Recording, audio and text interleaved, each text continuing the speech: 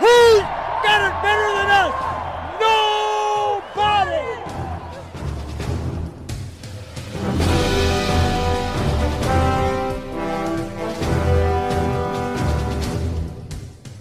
Want to focus on the things that have made us good all year long, an intensity that they can't match. And the other thing is the ultimate disrespect is when somebody takes what's yours. And this is our game, so that makes it personal. Dominate on 3. 1, 2, 3, dominate.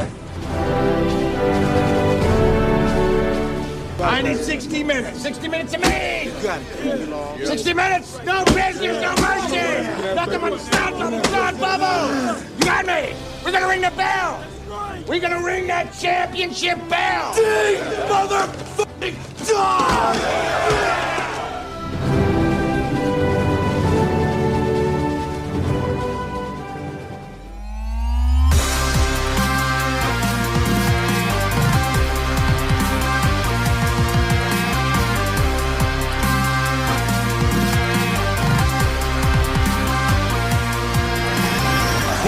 Ball is on Mitch Jeter's leg. Good snap, good hold, kick on its way, and the kick is good! Yes! Mitch Jeter, with 7 seconds left, gives the Irish a lead, 27-24. Notre Dame is on the precipice.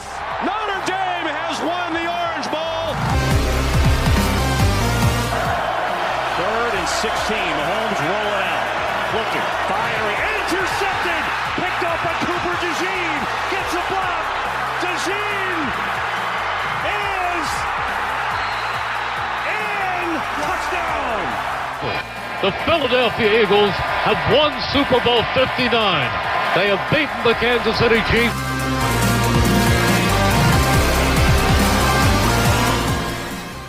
And now, welcome everyone to the Huddle Up Podcast. You are looking live. You are looking live. Welcome in, Huddle Up Podcast. It is Tuesday, November the 4th, 2025. Glad to be back with you for another one. Make sure you are following along with us all season long and all year long at Huddle Up Podcast on YouTube, Facebook, Blue Sky, Twitter, and TikTok. You can get us at Huddle Up Podcast Inc. on Instagram. You can also get us at Huddle Up Inc. on our Twitch channel where we do stream live. You can also hit the QR code up there in the top right corner of the screen right now. That'll get you to our link tree, which will get you everything Huddle Up related. You can also check out our merchandise store over on TeePublic, and the QR code will change now. That'll get you right to the store. Go ahead and hop over there. I believe everything currently on sale up to 35%. So head over there, grab some merch, sweatshirts, as I know cold weather and nighttime has ascended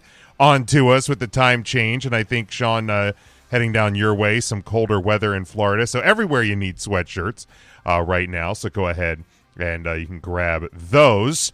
And also now you can get to our YouTube channel by clicking the QR code there in the top right corner. So give us a like, share, subscribe everywhere across the board. Would certainly appreciate that. And welcome in. I think EJ will be crashing into the studio later. But Sean, look like you're taking in the outdoor studio tonight. Yeah, we moved outdoors. You know, weather's been cooler. I've been embracing the outdoor space, and much to my neighbor's chagrin with my booming, ridiculous voice and who, us? And a screened-in porch. Should be a fun night for them and the wildlife outside. But yeah, weather's nice. Next week might be too cold to be out here. They're calling mid-40s. Yeah, a little chilly. A little chilly. We'll go buy a Huddle Up. Might need one of those Huddle Up sweatshirts. Exactly. Go buy one of those, and you'll do just fine. Eagles Jaworski. There you go. Maybe you can get that one. I think the Bills Mafia got. Bills Mafia. I think that got pulled from the store already. I guess that's a copyright infringement, maybe. A little bit. I mean, it's spelled different. That's our name. Yeah, I mean, it's a creative licensing, but Anyway, what's still up there, head over there and grab it. Before we get jumping into the show, I just, for those, if you're listening live, if you're still anywhere that has open polls this evening, get out and exercise your right to vote. Certainly in some of the eastern states, polls are closed, so you missed your chance. But if you're central part of the country, western part of the country, certainly want to do that. Not telling anyone which way to go, but certainly just get out and exercise your right to vote. It is obviously a very important thing, but that's the most political talk you'll get on our show. Right. So let's go ahead, Sean. Let's jump right in as we normally do.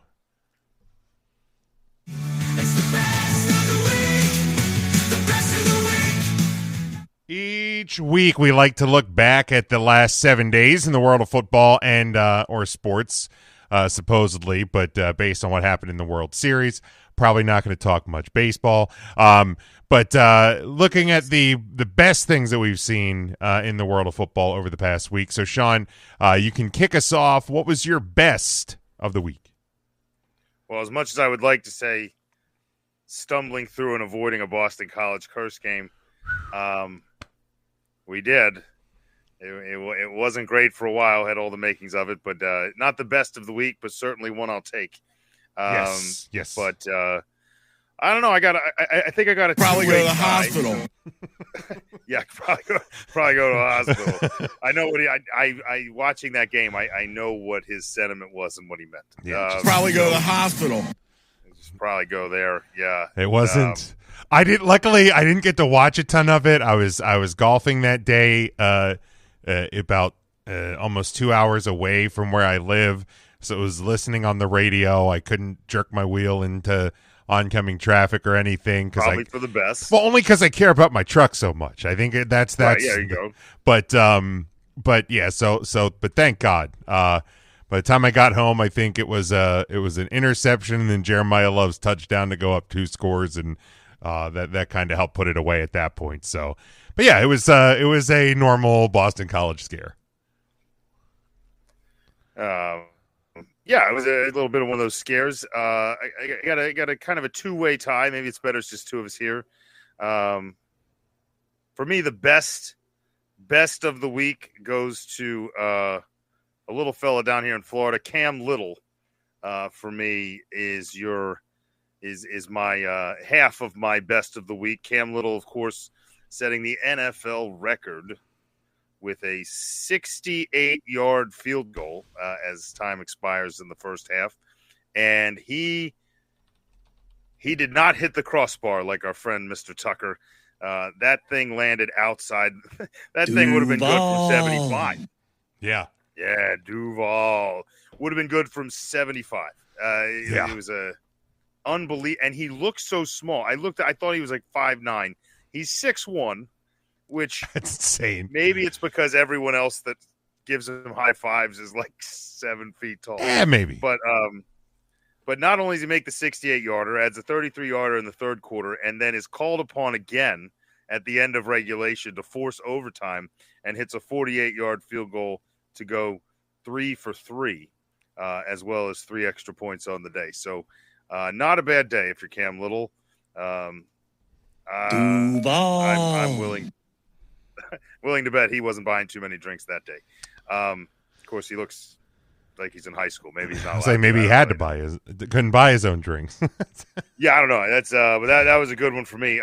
Ironically, in a game that was decided by a point, while the Oakland Raiders had the agony of defeat on the kicker side, it was early in the game, but Carlson misses his first extra point of the day, forces them to try to go for 2 for the win. Actually, just gave him a chance to get into overtime on a field goal is what it did. So, yeah, best and worst there on the kicker side. Sucks. You want to toss yours in, or do you want me to quickly go with my other one? I won't go quite as long. Yeah, just you can hit the other one real quick. All right, so 1B, and this is very unlike me. Usually I find a team, somebody to rally around. 2 individual performances this week. The latter coming courtesy of Monday Night Football on ESPN just one night ago. A a guy that, presumably at one point written off, a castaway, still doubters. He's in a new place, not going to do anything. Not only does he have his team currently at 6-2, but against a Washington Commanders team that is one less than a year away from removed from a NFC Championship appearance, just slaughtered them. So this is Sunday Night Football, not Monday Night Football. Oh, Sunday night. I'm sorry, Sunday Night Football. The Seattle. Well, then I retract my "Hey, fuck you, buddy." No, I wasn't going to do that one for you. Although I would love to hand it to Jacoby Brissett and everything he's doing to embarrass Kyler Murray. New starter named today. Yeah, how could you not? Exactly. And I'll get in a little more of that later. But for me, Sam Darnold, who put together as perfect of a first half as I may have ever seen at the quarterback position, finishes the day 21 of 24 for 330 yards, 4 touchdowns, had the 1 interception, didn't really cost them anything.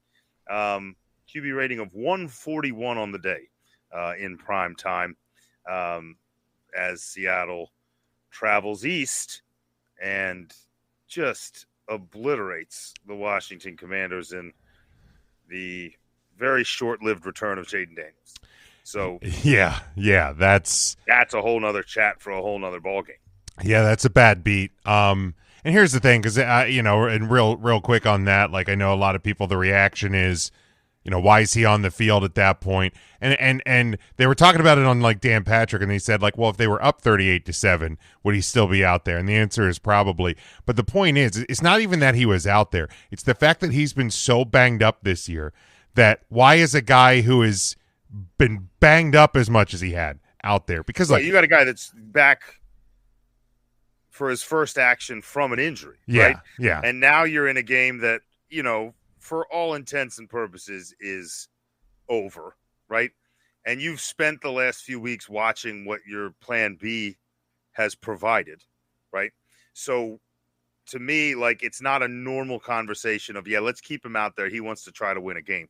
Like, you got to make a call and say, like, look, man, we got to keep you around. If we're going to make a wild card push here, we're going to need you next week, So I think that's why, for me, it was a questionable, why is he in the game? Not so much from a football standpoint, but from just a Washington Commanders life standpoint, I guess. Yeah. Just seemed like a bad – and pardon me, was it on a running play? Was he handing the ball off? No, he was scrambling and running. Okay. Yeah, so I've seen the shots of the arm. I wasn't watching live at the time. Oh, man, it wasn't good. I think I was on the phone with you, and you're like, "Well, there goes Jaden Daniels." Yeah, I was like, "Well, R.I.P. to his arm." So, just an absolutely a decimating week for Washington. A week where they bring out the Super Bowl era uniforms. But I guess people also forget those are also the uniforms that they had a lot of failure in as well. So, back to Sam Darnold, obviously having a hell of a year. My honorable mention, Indiana. We'll be talking about them here in just a couple of minutes. Nice. But Indiana adding 55 points to their college football best, 418 on the season. They're averaging 46.4 points per game. They did that at the University of Maryland. So Indiana just absolutely putting up big points. But Sean, this should come no surprise to you based on some of our predictions last week. I have a feeling I know where this is going. But J.J. McCarthy returns from injury, remains, I believe the number is 16-0 as a starting quarterback in the state of Michigan as the Minnesota Vikings upset the division-leading Detroit Lions on the road. So, and I did not see that coming. Right, man. And then, dude, I don't know if you've seen the video in the locker room post game when they're like giving him a game ball, and like McCarthy has this 1,000-yard stare.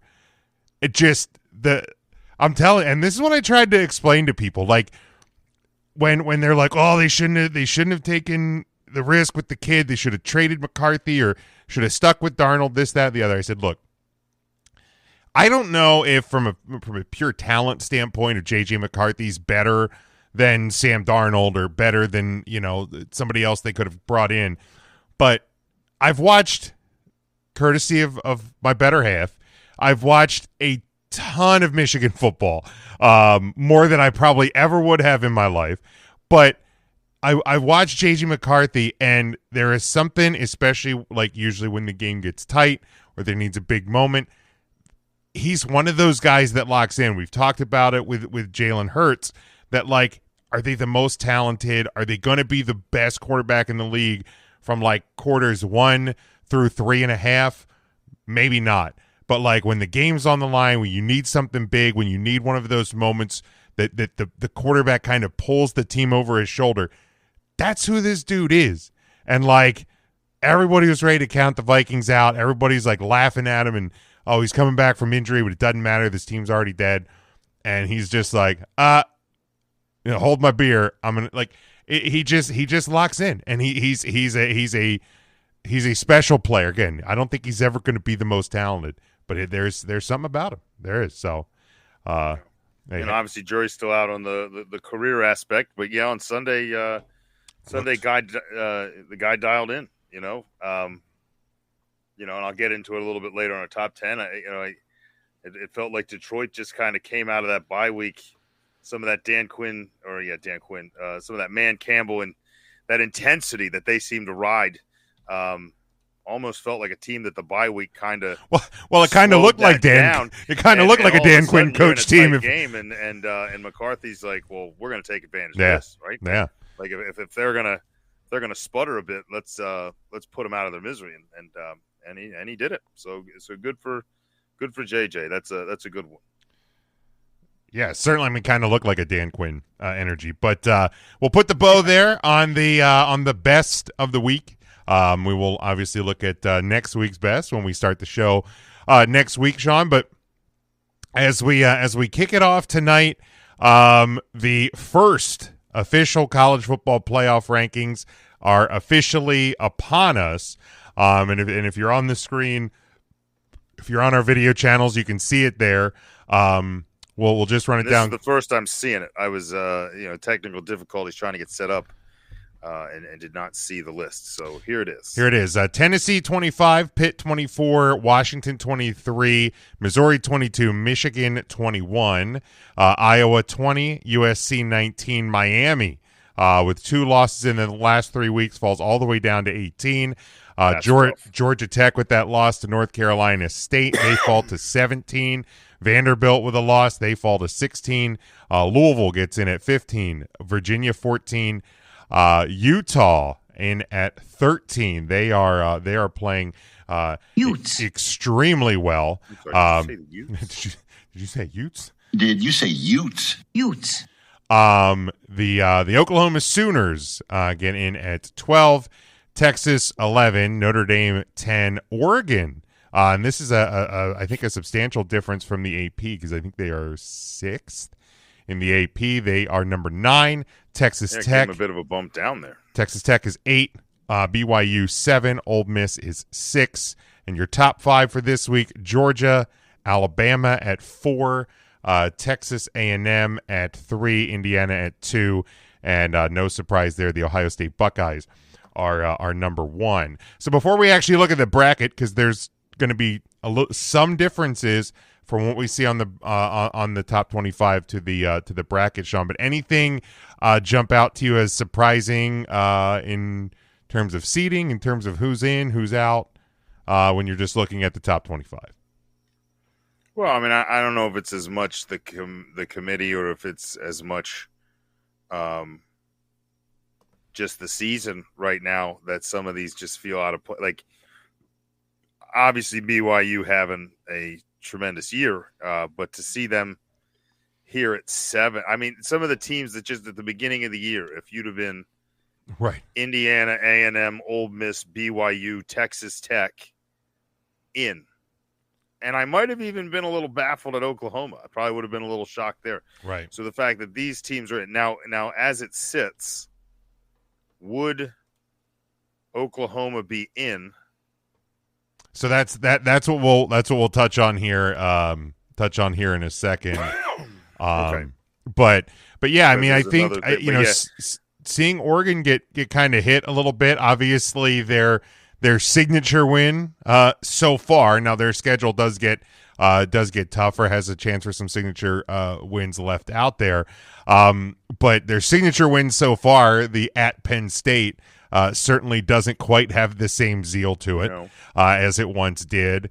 Kind of surprised to see them 3 less. Some changes, kind of in that 21 to 25 range. Some differences from this to the AP. Pitt in. They've kind of been on a roll since changing quarterbacks. I guess the one thing that stands out to me too is and I kind of predicted it when I had Texas losing in my predictions last week, but I said coming into a top 10 opponent, it's just kind of that perfect storm that if Texas wants to come out there and try to prove everyone right and make a run at this here at the end of the season, that win might just vault them into your first college football rankings. And here we are. They're sitting right there and very much alive. And at least for now. Yeah, Mike says rolling in late like Texas into the 2025 season. A degree of the Arch Manning effect at play here, I feel like, with Texas being where they are. And I know there's Miami fans who are mad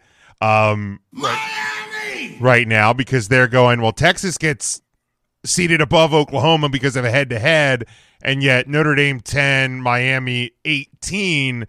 Miami beat Notre Dame, but also Notre Dame, again, 2 losses, first 2 weeks of the year, by a total of 4 points to your number 3 and number 18 team. Miami, 2 losses in the last 3 weeks to unranked opponents. And I think that's the big difference. Like head-to-head is a metric. When you blow unranked games against unranked opponents like that, you can't. Yeah, you can no longer stand on the college football. Shut your ass. Mm-hmm. Like you don't get to be like, well, we beat this team and they beat that team. No, you lost 2 games you should have won. Right. Like that's not a thing, right? And can Notre Dame say, well, we also lost 2 games that we could have or should have won? Well, you didn't, but fortunately for you, those are also very good teams, right? Like correct. That's the big difference. And you basically lost those at the end of the games as well. But let's take a look at the bracket, Sean, because there's a couple of differences. So currently, and again, there's no like your lowest seeded teams by virtue of conference titles are not being vaulted into the bye weeks this year. So your bye weeks, as they stand now, again, and this is the important thing to stress with these rankings number 1 through 8 or something. These are not the final ones. And in fact, there's 2 teams that are ranked in the top 8 that play each other on Saturday. So these will immediately change by next week. But as we sit right now, Ohio State, Indiana, Texas A&M, and Alabama get the bye. So here, the buys are very, very interesting. Like where the seeding is. I mean, I get why. You're following the higher seed. You don't want your 1 having to play a 6 presumably. But yeah, it's right because currently they're not reseeding. Right, correct. Like this is like if Oregon in this scenario were to beat Texas Tech, they would still play Ohio State. Yeah. Okay. So basically, if all of the favorites win, all the higher seeded teams win, as we saw last year, the bracket plays out the same as if it reseeded. If there's an upset, plays out perfectly, yes. That's where it gets a little tricky. But one step at a time. So here's where it gets a little tricky. So you have Georgia, Ole Miss, BYU, Texas Tech, Oregon, Notre Dame.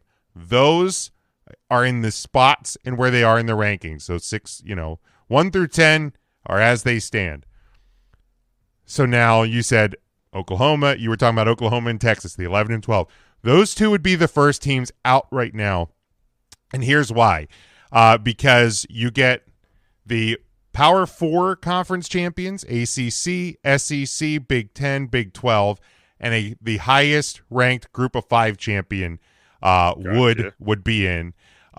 So because that the ACC's not represented. Correct. in the top 12. It's not just that weird outlier conference. The ACC is also one that currently has to be subbed in. Correct. They currently do not have a top 11 or top 12 team. Cool. So Virginia, and do they decide which one's 11 and 12 based on where they're at in the rankings? So it's still based on the higher ranked outside of the 12 or the 10 would hold those precedents. So Virginia, who is ranked 14th, they currently would hold the 11 seed. Memphis, who is unranked, they are the highest quote-unquote ranked of the Group 5 schools. So they would be the 12 seed. They weren't in the 25, right? Correct. They are out, but they are outside. May have gotten some votes or something, right? Apparently, the way it was described on the ESPN program is that the committee, if there's so Memphis not in the top 25, they continue to rank until they get to that last seed that's needed to get into. So they presumably ran like a hypothetical rankings out. Correct, until they hit where Memphis was, which probably wasn't that far. Memphis, I believe, this week in the AP is they are 22nd. So I imagine it wouldn't get that far outside. They get down to like 29, and someone's like, "Look, man, I got dinner reservations. Yes, come on, can we just put throw them in here? Like who's your team? Like, they're like, it's Memphis. All right, good. Mine too. 29, then. Good. 29. And then just let's go get some steak, you know? Devin checking in the comments there, dealing with some stuff with the local political campaign things. So Devin, political schooly type stuff. So hopefully we can be some distraction for you tonight, bud. Stick it out with us, and I hope that all works out. So when you're looking at these, what would be your potential first round matchups? You have Memphis traveling to Georgia, Oregon traveling to Texas Tech, Virginia traveling to Ole Miss, and Notre Dame traveling to BYU. What's your most intriguing matchup of those four, Sean? Well, I mean, with the two fill-in teams, I think those two, like, there's very little mystique there. I mean, obviously, they're games you'll want to watch in case that upset happens, and you're like, oh man, Cinderella team, right? But for me, I mean, in this scenario, it has to be Notre Dame BYU. I mean, whether you're bringing in kind of the religious school side of it or the history side of it, I mean, these are two, very historic universities, as far as United States colleges go, and they're both pretty well-renowned athletic departments as well at those schools. And there are two schools that haven't played each other a lot recently, if ever. I mean, I don't know the total tally, but I think that kind of history and mystique and whatever else kind of really makes that one fun, and having to play Notre Dame in the playoffs and do so at home is a big that'd be a big ticket. I think Notre Dame BYU. I'm not saying Oregon Texas Tech wouldn't be a good game. I just don't necessarily see that as any type of rivalry or draw or big flashy matchup there. So the only one really to me that stands out as two big programs that would be a big sell would be that Notre Dame BYU game. Yeah, and they've played 7 times before. Most recently was back in 2022. That was the Shamrock Series game at right. There was like a Allegiant Stadium. There was one, and it was 2004, and I think I even said that to my wife as I saw these matchups come out, and I remember that was the year, and I think this was kind of the beginning of the end of the Tyrone Willingham era. Right, yeah, it's about the time I thought it was. They had what was going to be a big Week 1 game against Michigan State, and Notre Dame says, let's go get a warm-up game in Provo. They were supposed to play them in like October. They worked out a deal. They moved it up to the first week of the season, and they went out to Provo and lost 20-17 to BYU at the time. Was so you got off the season to a rough start there. BYU's only other win in this series came back in 1994. Otherwise, Notre Dame has 5 of the 7 5 victories in the 7 matchups in the series. What in the world happened in Montreal? I logged on. It was 3-0 Philadelphia. It's 4-3 Montreal. Well, it sounds like the Canadians scored a lot of goals, Sean. Oh, that makes sense. I guess you're probably right. I'm not watching it, but I'd assume that's probably what happened. Jordan here in the comments said the intriguing matchup is the Memphis at Georgia. And dude, I don't hate that as a pick. That's a fun one, man, because obviously Georgia, much tougher competition than Memphis, but like that's one where when you looked at last year and you Penn State going into the Fiesta Bowl at playing against BYU, you didn't really feel like there stood a lot of chance there, and not that I'm necessarily going locking up that Memphis victory, but I think that's a fun game. Oregon Texas Tech, I mean, you're going to get a lot of points. I'm sure. And one would think, yeah. Virginia Ole Miss, that feels, I think, fairly simple probably for Ole Miss. But probably. But again, this year you can't really tell. Implosion, but that would take a pretty big implosion, I would think. But I obviously like the Notre Dame BYU matchup as well. But and only because as well, like last year. BYU fans spent a lot of time, a lot of energy talking about Notre Dame and how they shouldn't be ranked and they shouldn't be near the rankings, so they lost to Northern Illinois. And then BYU forgot to do the thing that they had to do to get in, and that was win football games. This year I'm already seeing – you don't want to forget that. I'm already seeing BYU fans getting awful mouthy about Notre Dame being near the top 10 in the AP. Meanwhile, BYU above them in the AP, still above them in the college football playoff rankings as well. Would be a real shame if BYU forgot to take their show on the road to Texas Tech this Saturday. We'll talk about that game here in just a second. But I don't think there's really a whole lot that right now I disagree with. I think one of the more egregious parts about the top 25 this week to me feels like Texas had 11, and it does that very much feels like it's a Manning, like it's the Arch Manning show. Like I feel like, and I get it, they did beat Oklahoma, but I there is nothing about Texas right now that says 11th best team in the country. That to me is the if I was a team. And I don't know that Oklahoma's, that much better anyway. Maybe not. I mean, they lost to them. So, yikes. Jordan in the comments here says he thinks BYU will drop a few notches this weekend. I tend to think so as well, but we'll see. Yeah, I think as other teams do things and they maybe don't, you might see that. But, I don't know. Vanderbilt, I mean, I know you took one in the chin, but I feel like maybe that matchup last week that kind of vaulted Texas up. I also feel like it may have knocked Vanderbilt down a bit far. I don't. It's one of the hard parts about being kind of that like Cinderella story, right? Is like once you're not like you're allowed up there as long as you're unbeatable. Like as long as you're just out there crushing it, and we have no reason to knock you down.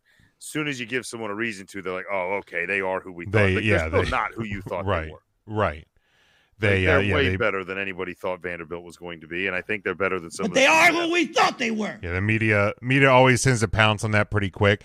3 games left for Vanderbilt. Auburn, Kentucky should, in my opinion, be fairly simple wins.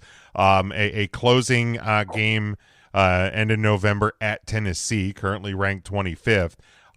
Is going to be kind of their opportunity to put a stamp on it. And as it shapes up right now, they'd have to move up 6 spots over the next month. So not impossible, especially with some other teams up there having to play each other.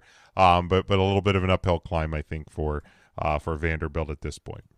Man, I got to say this, checking in on the out-of-town scoreboard here, they mentioned the Flyers. I was a little disappointed. I was like, man, I can't get the Sixers on. I was looking forward to very rare that I would be disappointed I would miss a basketball game. Currently at halftime, Sixers up 19. 75-56. Yeah, they in Chicago.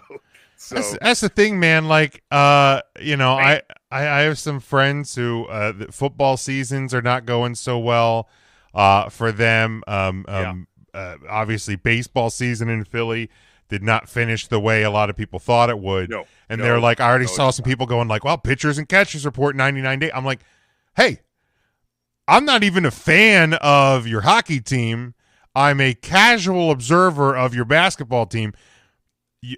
Those teams are overachieving like hell right now. So the Flyers look, very good. I mean, they're dropping some games that they probably should stay in, but they're playing way better hockey. They're way ahead. They made a couple moves. They're proving they're not afraid to buy some folks, and they're out there winning again. The Sixers are just they're keep rolling that youth movement, one man. Point. That's where they're at. It's pretty wild. So go Sixers. Why not? Go get them, bud. Let's go do this. That's where we'll wrap up the college football playoff rankings for the week, and we'll see him here. I mean, it's disappointing a little bit because it means the end is nigh, but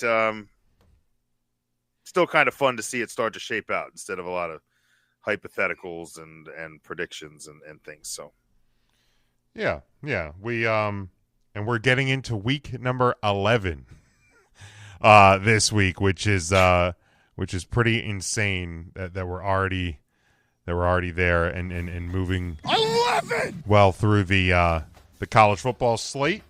But that is what we will. That is what we'll do. Only 2 games featuring top 25 opponents this upcoming weekend. We have, as we were just talking about them, number 7 BYU. They are 8-0. They travel to number 8 Texas Tech, who are 8-1. A 10-point home favorite for the Red Raiders. There over under in this one 52.5. This one noon on ABC. Sean. Yeah, I mean, this has, we talked about the mystique of a couple of matchups there. It looks like things are going to get shaken up a little bit thanks to this game. But I don't. This late in the year, you should know a lot more about the teams. I feel like Texas Tech's been a bit inconsistent, despite the fact they keep winning ball games. I know based on what I've seen from them and BYU that like you said, this should be a heck of a lot of points, just like that playoff matchup for Texas Tech that was drawn up. So I think you're going to see a lot of points here. If I was going to have to touch it, 52.5 is a lot, but I kind of trust this game. It feels like it's going to go over that. So I'd take the over if I was going to bet one piece of this. But I think Texas Tech is gonna come out ahead. I really do believe that. I feel like 10 points might be a lot. I feel like BYU's defense is probably just good enough to slow things down when it counts and try to make this a kind of a fun game to watch and give them a chance to win. So I think it's going to be probably more along the lines of like a one-score game. And if anything, I could see it pushing. If it comes in at an even 10, I could see that pushing. I give it a 10, a fucking 10. Yeah, a 10. I could see that being the actual spread. So for Vegas, I'm sure Vegas would love that or hate it or whatever they do. They'll probably push it to a half somewhere, wherever the money's coming in. But yeah, give me Tech to win, but I'll take BYU to cover. So I'll bet BYU on this one to keep it close. Yeah, I think the smart play, death taxes in the over. You go with the over when we're talking the Big 12. These are two teams that could score a lot of points. I don't think weather is going to be involved too much. You're not talking about any sort of winter conditions in Provo. So I think scoring's probably going to be the name of the game. And yeah, that the touchdown and a field goal feels kind of a real good number, a real good mark on this game. But and while I think it could kind of end up being a push for the spread there. And we can call it petty, and I'll certainly be petty, and I'll admit that I'm petty. I'm going to take Texas Tech to win and cover the 10, and just to kind of knock those BYU fans down a little bit. And just remember, like, look, you guys, you're doing great. Look, I don't know what prime success is in college football. I'm a Notre Dame fan. The last national title I saw was I was 3 years old, so I didn't even really see it. Although I did see Florida State fans this week going to bat for Miami, which felt odd, and talking about how Miami had to be ranked above Notre Dame because no matter when the game was played, a head-to-head has to matter. And I said, awesome! Notre Dame just won the national championship in 1993. So, heck yeah, I'm all in on that one. So I couldn't disagree with those people more. Devin has Texas Tech and the over, but yeah, I think I'll take the petty side of this one and say Texas Tech with a dominant win at home over. Well, then Florida State should be in the top 4 because they beat Alabama. Well, right, exactly. They, so why are we not talking about that? And then we move to 3:30 Eastern time on ABC. It is number 3 Texas A&M. They are 8-0, a 7-point road favorite at number 22 Missouri, who is 6-2. Your over/under on this one is 47.5. Yeah, Missouri always feels like they creep into these predictions, and I always look at it and I'm like, oh, this is a no-brainer. But then I'm like, is it a no-brainer because I don't know what I'm talking about? Like, is that all it is? Like, is Missouri just good? And I think Missouri's exciting. Something tells me though that Texas A&M is very aware of what Missouri's capable of, and Texas A&M is very aware that a lot of teams fall off late in the season. So I think that they are going to be ready to not screw up and not look past anyone. I'm going to go ahead and say that 7 points feels low enough that you can go ahead and take A&M to cover this. Like, if it was also 10, I might be like, well, I don't know. But it's a road game, so, I mean, basically you're saying they're a 10-point favorite, but we'll give them 3 bonus. So, yeah, give me A&M, give me A&M to cover the 7. I'll take them easy there. And I guess if that's going to happen, and Missouri has the offense I know they have, 47.5 feels light. I'm going to take the over there too. Yeah, I think the over is the smart play, even with Missouri not having Bo Perbula, the quarterback who's suffered the injury a couple weeks ago. We've seen Texas A&M put up a lot of points multiple times this year. Unfortunately, one time we were on the bad end of that. So 47.5 just is it. This one is just because Missouri, I think, has a better defense than they have in years past when they snuck into like the rankings, and it was because Jeremy Mack was like somebody's there just like tearing people apart. But there was never any defense on the side of the ball. They were having to win games like 48-46. Right. They were playing Bengals football. Sorry, Mike. But then this year, I feel like they've had some games where the defense has played rather well. I just don't see this. Way out of line. Yeah, that was a low blow. It was a cold shot. Uncalled for. But the bottom line is, I think this is an easy over. Even if Texas A&M doesn't score 41 points. There's going to be enough points on both sides of the ball to hit your over mark. But because Missouri doesn't have Bo Perbula, one of the I mean, that's another big part of it is your stars missing, right? Right. One of the tragedies, in a way, of this college football season is a player that had a team that's not normally in the conversation. You could have potentially had them in the conversation. But they've very quickly kind of fallen apart since losing him, and it's A&M's just better. They are just better, and I think they are going to easily cover that 7. I think it's going to go 10, 14, maybe even more. I really do think this is going to be pretty easy work for Texas A&M, and maybe they make a case to be moved up to 2 or 1 next week when we look at these college football playoff rankings. Let's see. Mike here has A&M by 14 plus in the over, and Devin has A&M and probably under. He doesn't think we're going to get, and maybe we don't. Maybe A&M scores 40 and Missouri just can't put any points up. That would be the risk of the over, is that, does A&M shut them down completely, right? Maybe. Like if they only contribute 6 points, that's a lot of points for one team to score. So. Oh, good. EJ throwing off the aesthetic by letting himself into the studio. That's very good. Lets himself in, just buries me behind the letters. I see how this is going to be today. Just bury me behind a graphic, EJ. There we go. That beautiful black face there in the bottom. That's good. I moved that. Hi, Sean. It's got to be a cream rises to the crop joke, but we're gonna avoid that. I love cream. Oh God, Krispy Kreme. Hey, missed you fuckers last couple weeks, bro. Come on. I gotta get my licks in. Wow. What's going on with you? Wow. That's easy for the board, probably. EJ, real quick. Okay. BYU at Texas Tech. Texas Tech 10-point favorite. You're over under 52.5. Tech's 10-point favorite, you said? Yes.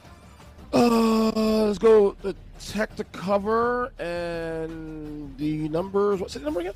Over under is 52.5.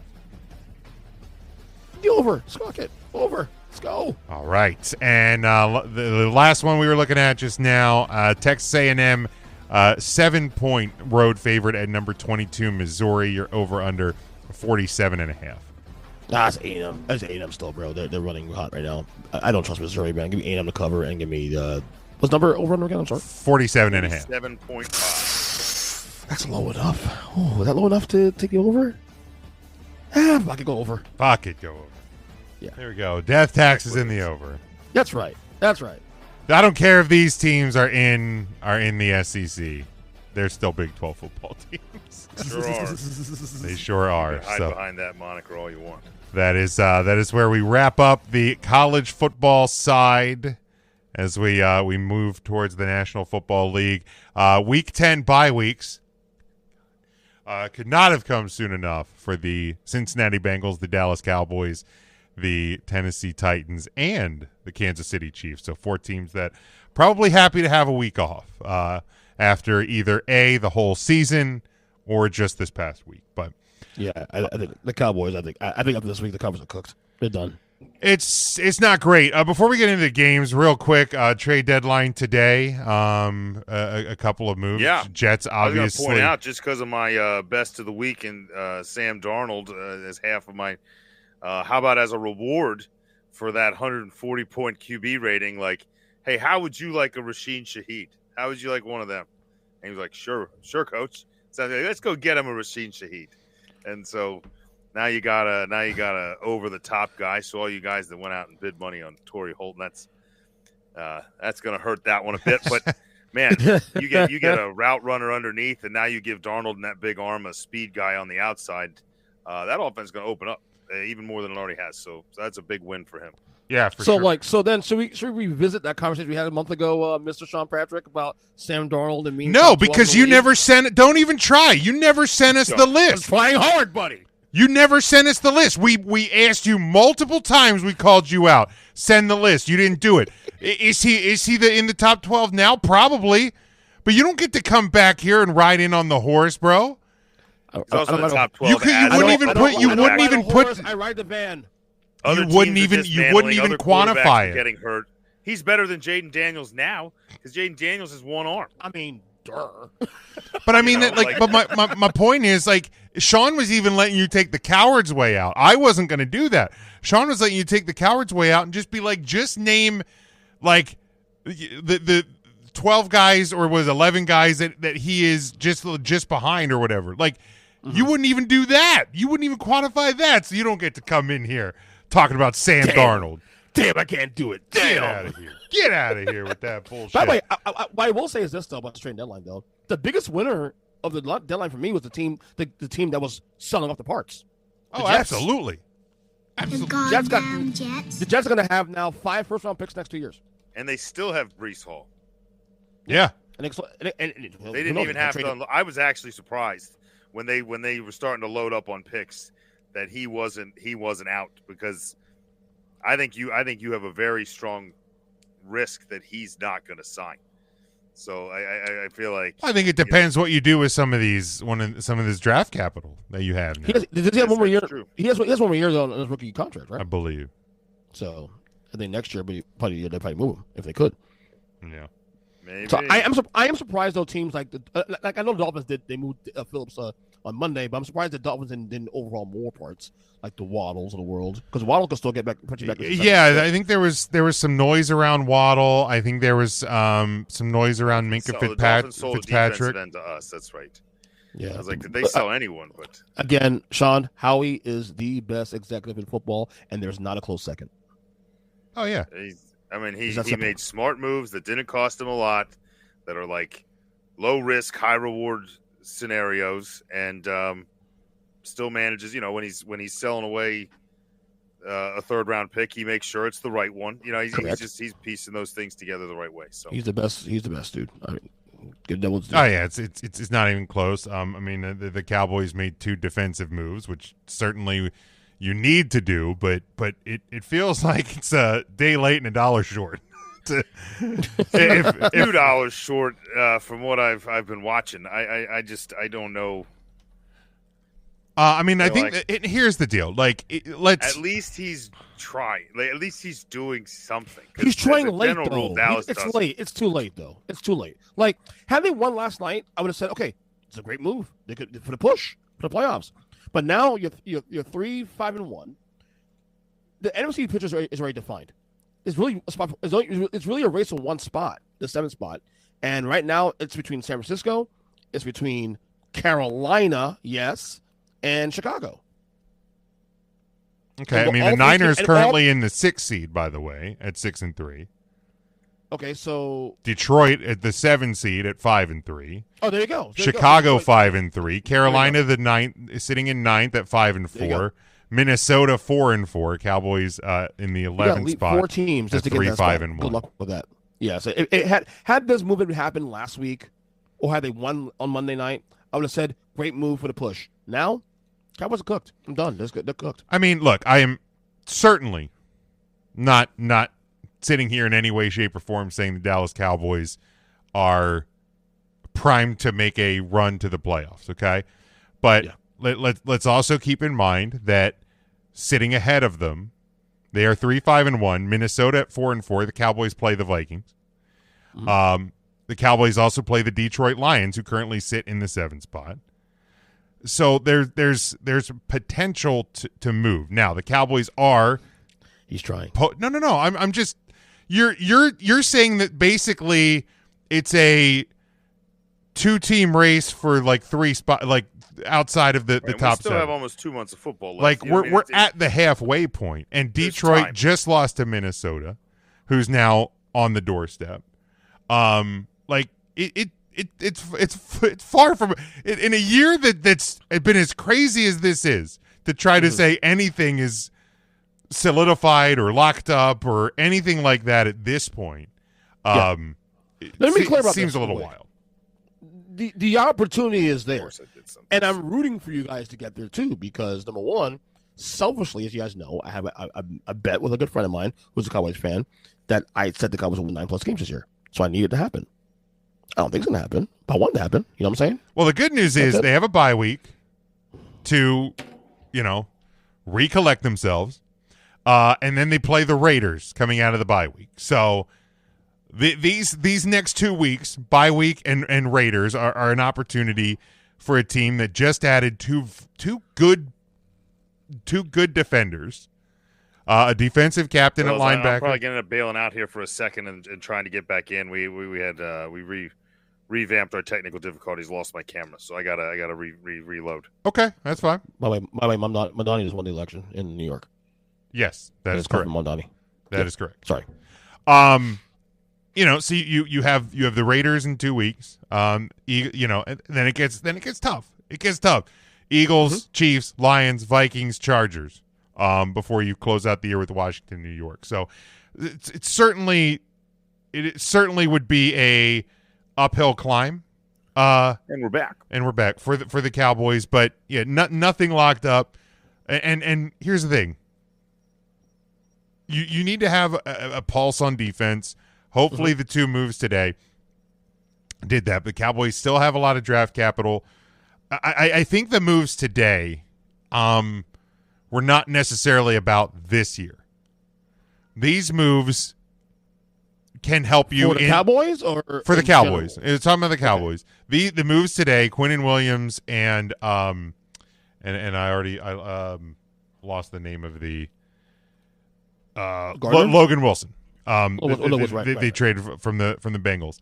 These are moves that will help in years next year and the following, because you basically have a window of about 3 years with what's left of Dak Prescott's contract. You have this year and 2 more.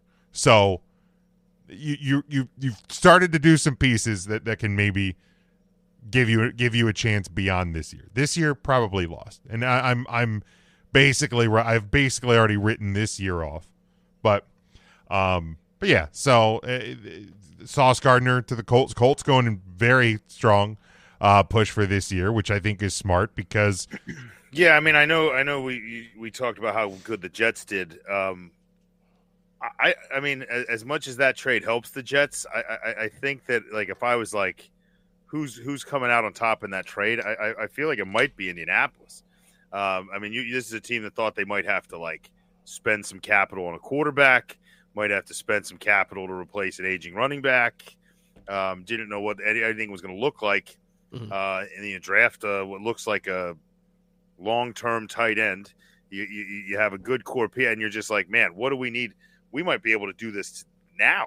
Like all of a sudden, like, you were invested in, like, how are we going to build this future? Like, the future's now. Yeah. And so to go out and be like, all right, look, we were going to use those probably on quarterback prospects. We're just going to go try and win. And so to go out and get a Sauce Gardner for probably, I mean, and it's one of those ones where the one downside for the Jets, I think if you would have traded him a little sooner ahead of the deadline, you might have gotten some extra pieces if there were more teams competitive. So, wins on both sides. But for me, I think the Colts won that particular trade. But I mean, also if you're the Colts, and yeah, I mean, you want to kind of think towards the future, but Daniel Jones is 28, so that's still pretty. I mean, that's still fairly young in NFL terms. I mean, you see quarterbacks playing to look at Joe Flacco. Joe Flacco's having Oregon's best year. Career in that stadium in the Meadowlands that just destroys.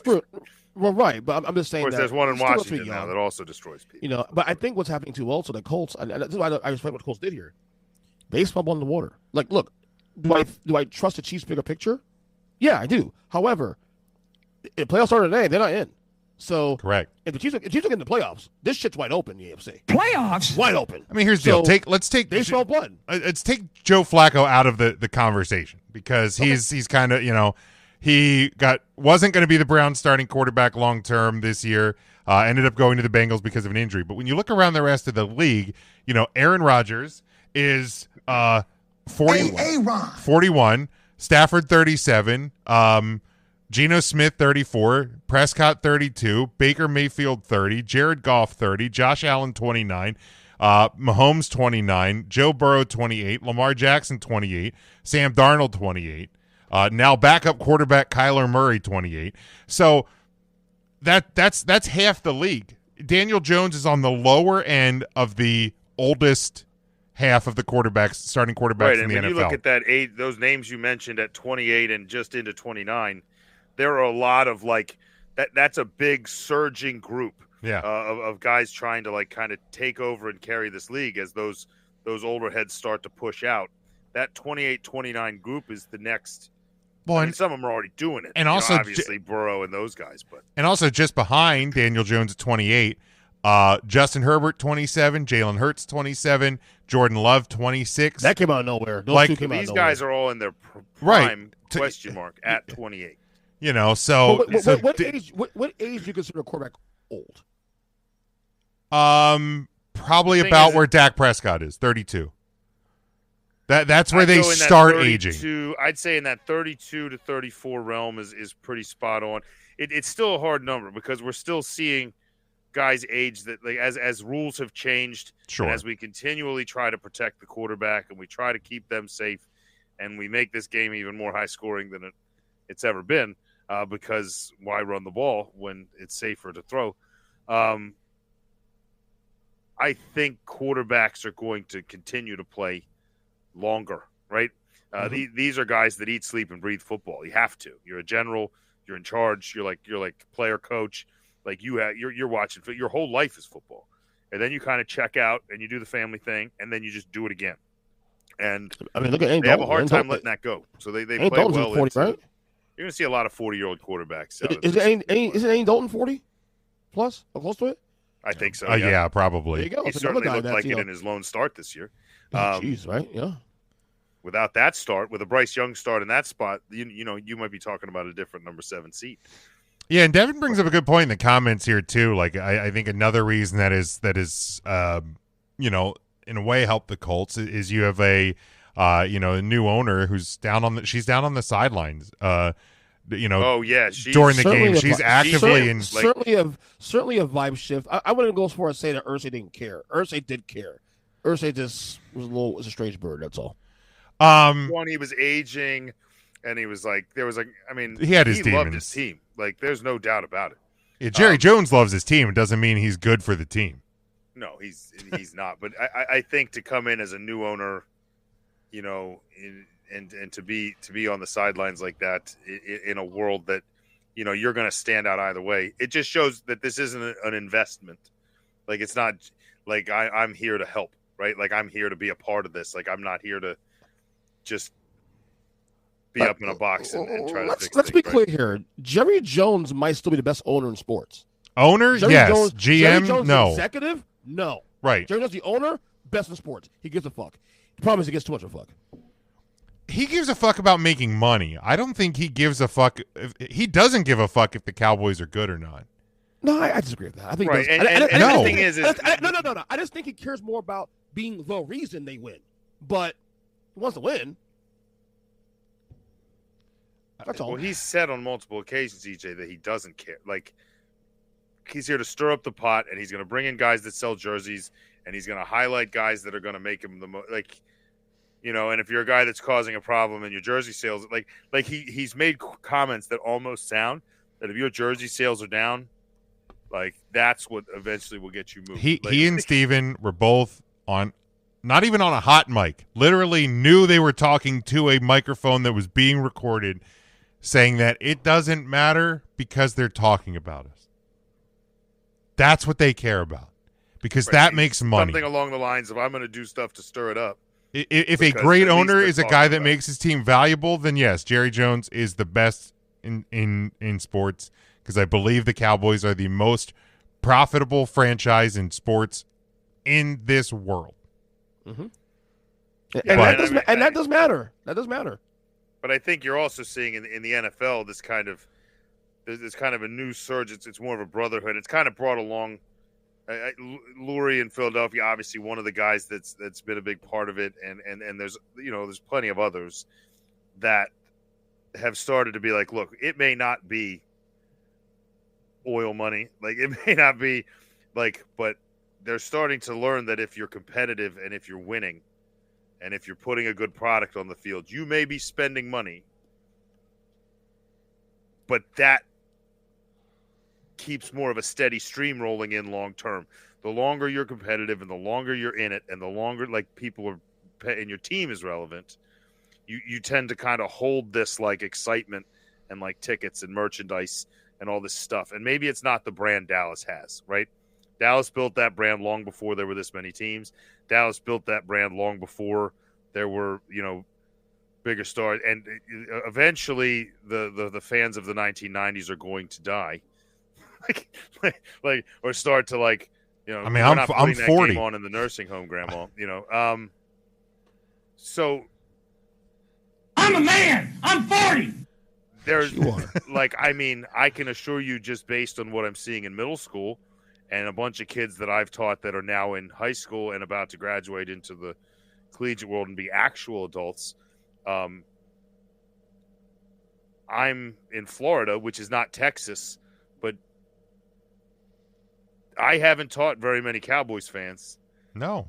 If any, maybe two, because their dad is. So, yeah, you're just not seeing that. Like, you're seeing the national coverage, and you're seeing, like, a lot of people that want to watch them. And people like the logo. And, obviously, Texas is a big draw. You still control Texas, at least until Houston takes over. And then I don't know if that's going to happen. Every time I think it's going to, they stink. But, yeah, I don't know. I feel like the brand I'm not saying it's in trouble by any means, but a lot of your target audience is All right. Well, let's start wrapping this up here. Let's do it, man. And let's get on towards the Pick some games. As we we are in week number 10. 96-84. Oh, Bulls are pulling a little closer. We are in week 10 of the National Football League season.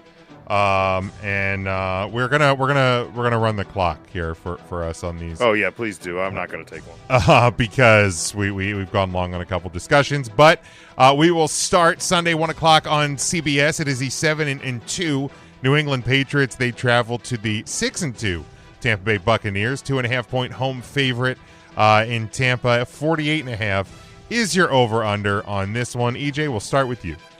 Yeah, Bucks off a bye. Pats, do a letdown. He thought maybe let me last week as Atlanta, except they held on at one point. I don't know the Bucks situation with the injuries, but you know what? I'm going to take Tampa on this one to cover, and I'll take a over. All right, very good, Sean. Yeah, we just talked about the Detroit Lions. There was another team out of a bye week this week that really seemed like the bye week slipped them up. We lost a little intensity on a couple teams coming out of their bye week. It didn't help them. It hurt them. I think Tampa needed that bye week. Tampa had a couple rough outings, needed a chance to rest, recover, patch things up, get Baker out there, get some face time and feel good about yourself. So it's probably very good for Tampa that they did it, but not so fast, my friends. You also have a very good New England Patriots team playing great defense. You have not so fast, my friend. Thank you. We have Drake May playing at a high level. This is a team that has just started to hand some reins to Travion Henderson, give him some work. I like where this team's headed, and I think they continue to get there. I think the Buccaneers are not as good as advertised, especially as dinged up as they still are. People still question marks about Bucky Irving. Give me the Patriots here. I'll take the Patriots to not only cover but win, and I'm going to take the under. I think the Buccaneers' defense is healthier than their offense, and I think the Patriots are playing just as good a defense as they are offense. Keep that score down. I'm going to take Patriots under. Nothing is over. Look, these are one team is kind of, I think, who we thought they were playing in a bad division, and another one that's certainly arriving. But they are who we thought they were. Ahead of schedule in a way. Mike Vrabel immediately kind of changing the culture and everything in New England, and much needed. Last year, I think, 4 wins last year? They're already 3 more than that. So Patriots team playing really, really good. I think potential coach of the year candidate there in New England. Certainly. I think the under. Nothing is over. Is the play. Again, coming out of the bye, still some injuries. Bucky Irving may or may not be healthy again. We're doing this on a Tuesday, so if status has changed there, that may impact how I would feel about it. I think the Bucks do get the win, and as wild as it is with a 2.5-point cover, I'm going to take the Patriots to cover that 2.5. I think it's going to be that tight of a window for this game. 1-point game. 1-point game, 2-point game. But, it's going to be a fun one there on Sunday. Then we move to Sunday, 4:25 Eastern Time on Fox. It is the 6-2 Los Angeles Rams. They're a 3.5-point road favorite at 6-3 San Francisco. Your over-under is 49.5. EJ. So nothing. Probably the last couple of years, one of the best, if not the best rivalry in the NFL. Fun one. These two teams, very fun rivalry. These games are always competitive, no matter what the records. Look, the Niners, like I said, I know Shane Steichen deserves Coach of the Year conversation, but so does freaking Kyle Shanahan. What he's doing with this 6-3 Niners team with all those injuries. By the way, Brock Purdy, is he coming back this year? Hello, anybody knows? I mean, seriously. Who? Does it matter? Who? True, exactly. I'm sure they regret. I'm sure you got Brock Purdy you're playing. I'm sure they regretting paying him that money. No doubt about that. Having said that, the Rams right now, to me, are the clear number 2 team in the NFC right now, and might be the only team I have confidence in actually beating the Eagles. Having said that, I'll take the Rams to win, but the 3.5 points. Yeah, you know what? Rams to cover slightly, and I'll take the over. All right, Devin has 49ers and the under. Sean. Yeah. By the way, out of the NHL, Flyers with a 5-4 win in overtime beat the first place Canadians to move a game up to 500. So way to go, Flyers. This one, I've been all about the Rams all year. I love. I don't like the guy Sean McVay, but I love the football mind Sean McVay. I'm not sold on the 49ers. Do I think they're better than some of the other teams kind of in that like lower half of my top 10? Yeah, it's just hard to tell who's healthy, who's not, who's this, who's that. Good for them for keep winning. I just don't think they're as good. I think you have a better quarterback in LA. I think you have a good enough running game despite the running backs. And as far as a wide receiver core, Puka or not, let's not forget Devontae Adams is pretty good at what he's doing. Yeah, you line up the personnel. I don't think it's close. Give me the Rams to cover this one. I don't want to say easily because it is a good rivalry game. I'm going to take the Rams here all the way, and I'm going to take the under, though. I mean, I think it's going to be competitive. I think it's going to get close. Nothing is over! It will be a slight under for me. Yeah, I think under's the play with these two teams. Nothing is over! Rams, good defense. 49ers, good defense. It's the 49ers offense that probably going to struggle. You bottle up, Christian McCaffrey, then you have Mac Jones, who certainly looks good, but the Rams are better. They just are. So when you start to play these games of like, how do I want to call this? You go with the better team, and the Rams are just a better team right now. And I think they're going to show how much of a better team. I think they cover that 3.5 pretty easily. And move on to their 7th win of. Have you seen some of the Matt Stafford no look passes? He's dealing. He's like following a route one way, and it's just like. Well, and obviously you have Kyron Williams, Blake Corum is becoming a bigger part in that offense. Like they're just great for them. It's not good for Kyron Williams, but it's great for the Rams. Yeah, it's fine for Kyron Williams. Probably extends his career. It's not great for fantasy owners. But all right, next one. We go to Sunday night, 8:20 Eastern time on NBC. It is the 5-3 Pittsburgh Steelers. They travel to my 6-3 Los Angeles Chargers, a 3-point home favorite. Your over/under on this one is 45. EJ. Another sneaky good game this week. There's a couple of really good games this week. It's a pretty decent NFL slate. Yeah, can't wait for it. Two teams that I'm still trying to figure who they are. Steelers underwhelming 5-3. Chargers 6-3. A lot of injuries. This is tough, man. I'll take the Chargers at home. Slight cover, but bet the over. The over is the best bet here. How about that Charger? Sean.